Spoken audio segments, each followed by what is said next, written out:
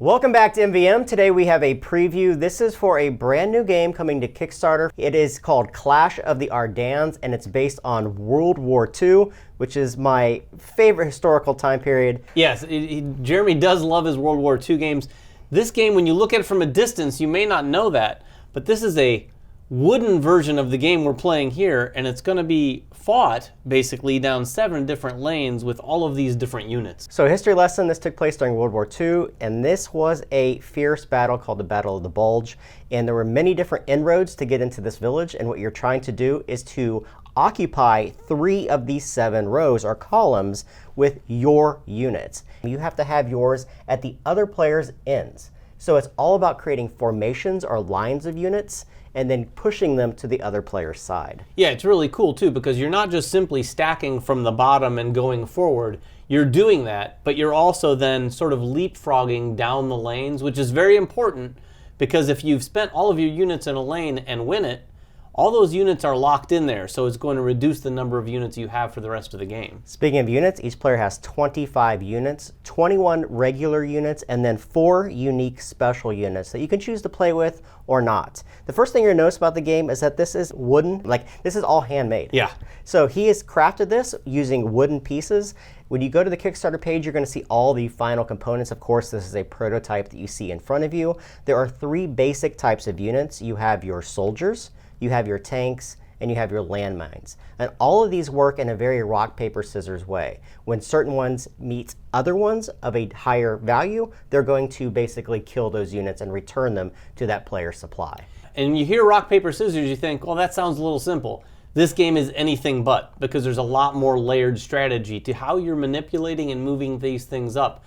Because you can attack if you want, but you don't have to when you meet up with an enemy unit. So you might be able to get up there, place a unit that would normally kill one of your opponent's units, but instead choose to block, because it's going to sort of, throughout the next few turns, force them to spend some of their points to do other things. On your turn, you're allowed 4 actions, and those actions are going to be broken into 4 different things that you can do. Those are basically action points that you can spend.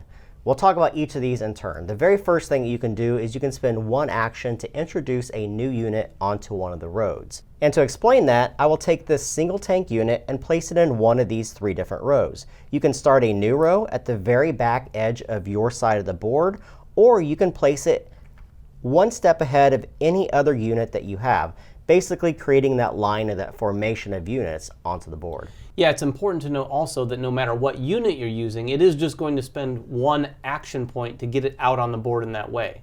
Now, some of the other actions are going to cost more than that. In fact, the next one's going to cost 2 action points, and that's to progress down a lane that you already have units placed in.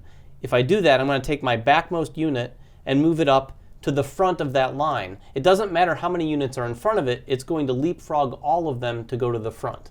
The next thing that you could possibly do is to remove a unit that is in front of a line and bring it back to your supply. This is a very important move, and you don't recognize how important this is the first time you play the game. And you simply just take that front unit, spend 2 of your action points, and just return it to your supply. You're getting back units, especially as the board starts to expand and you have more units out. You want to bring some of those units back because of that rock, paper, scissors element of doing combat in the game.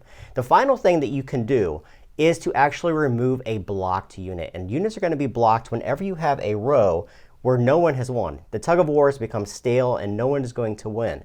You can take your blocked unit, meaning there's nowhere to progress this guy. The board is full. And you have to spend 3 action points to take that out and then bring it back to your supply. Now, David already alluded to, there's times when you're going to place a unit and you want to attack. There's other times when you simply want to block. That means you may be in a position where they have fewer units to maneuver through the game, so you just want to block them out and make them use their action points. How is it actually combat resolved in the game? That's the importance of the game. And typically, anytime you take any of those actions by introducing new units into the game, if 2 units touch each other, you're going to have combat. Yeah, and the combat is, like I said earlier, something that's resolved if the person who places the unit wants to resolve it. In this case, I'm going to take advantage of Jeremy's removing that unit, and I could take one of my mines and place it in this spot.